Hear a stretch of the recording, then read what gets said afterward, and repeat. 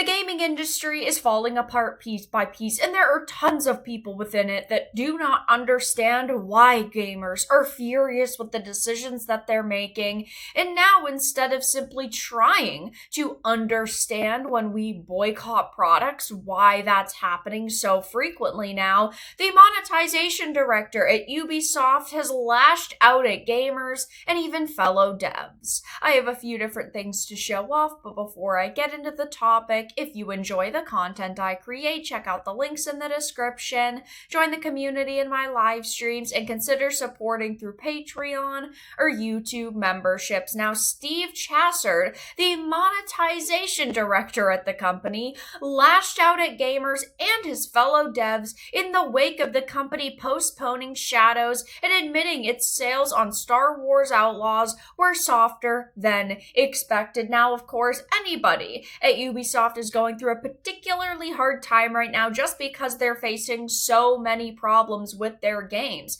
Skull and Bones was a quadruple A failure. X-Defiant was not the Call of Duty killer they expected. Star Wars Outlaws had mediocre and underperforming sales, but Assassin's Creed Shadows was delayed until 2025, which isn't super shocking, but they needed that game to release this year to show that they could make some kind of money, even though I personally don't think it's going to sell as well as they're expecting. I'm sure it'll still sell relatively okay because of, brand recognition. The IP is a very well-known one. Assassin's Creed is a big name, but I don't think Shadows is going to do as good as they're expecting. But it's funny that the monetization director is one of the people lashing out because monetization is such a big problem that Ubisoft has, had. It's one of the things we have severely criticized over the years, but it says they, of course, recently announced via a press release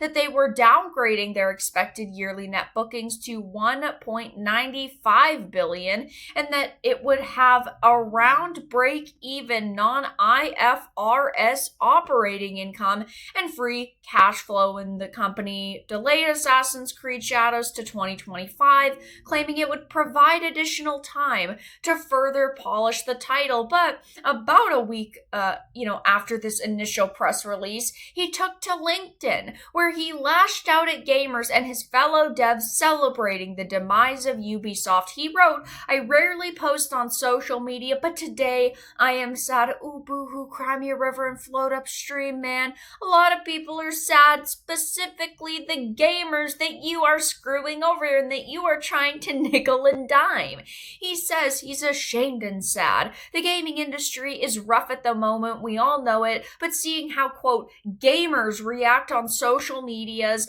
wishing ill fate to companies and people alike is sad, and not only towards Ubisoft. I say this all the time. I don't want Ubisoft to be bad. I don't want any gaming company to have releases fail time and time again. I simply want you to make good products that are worth my hard-earned money and that are worth your hard-earned money. That's just the way that these things go. We are going to criticize when you are releasing bad product after bad product. You're not actually trying to make things that are good. You're just trying to make a quick buck. That's why so many people are not happy with the Ubisofts of the industry. That's why we react negatively on social media when you announce products that don't look good, and that's why we point and laugh when a game comes out like Star Wars Outlaws and it's a complete and utter failure, because we told you it wasn't going to go over well. We told you that we weren't going to buy it, and these people just don't understand. I say this all the time. I think that yes, a developer needs to be passionate about the content that they're creating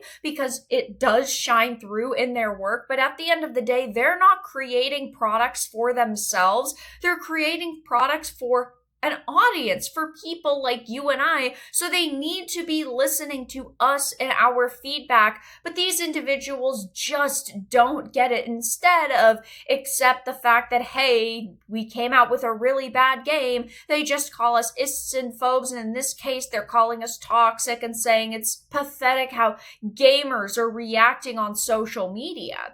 They say even though it was always the vocal minority that expressed themselves on social media, I was hurt and ashamed to be part of this community. It's hilarious that he said that it's the vocal minority that express themselves on social media, because clearly that's how you feel, you can say that, but there's millions of gamers who are upset with DEI initiatives, who are upset with games that are bad releasing. There's millions of people who leave reviews and take to social media to, mention how they feel about the trailer. Like, they always say that we are the vocal minority, yet they're not getting anybody to show up to buy their modern day bullshit. So the fabled modern audience that they really want their products to appeal to, they do not exist, because there's maybe 2,000 people who could fit into that category because they're just sensitive snowflakes on social media. So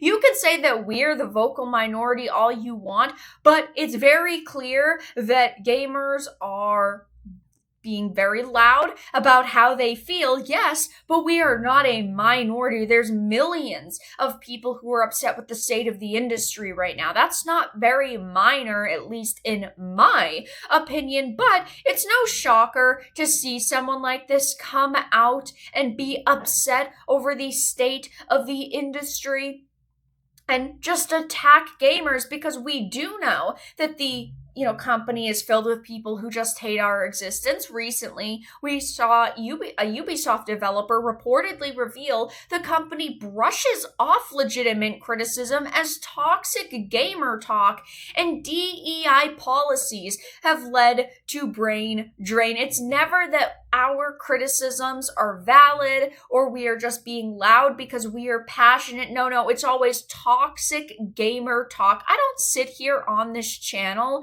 and criticize the state of a company like Ubisoft because I hate them and because I want them to fail. I criticize them because I want them to start listening to us. I want them to get back to the success that they saw maybe a decade or a decade and a half ago. I want them to be creating good products again. I just don't see that happening right now. But I'm going to criticize them when I feel passionately enough about something that they've done, simply because I'd love for them to get back to the way that they once were. So, of course, we know that developers reportedly brush off legitimate criticism as toxic gamer talk. Now we have the monetization director lashing out at fellow gamers and developers, saying that we are in the vocal minority, and of course saying that gamers react on social media wishing ill fate to companies while completely not understanding why we have to criticize every single game they release, because they are just creating really trash products. But that's all that I really had to discuss in this video. Let everyone know your thoughts in the comments below. If you enjoyed this, give it a like, and if you didn't, give it a dislike. I appreciate your support either way, but I will talk to you all again in the next video really soon.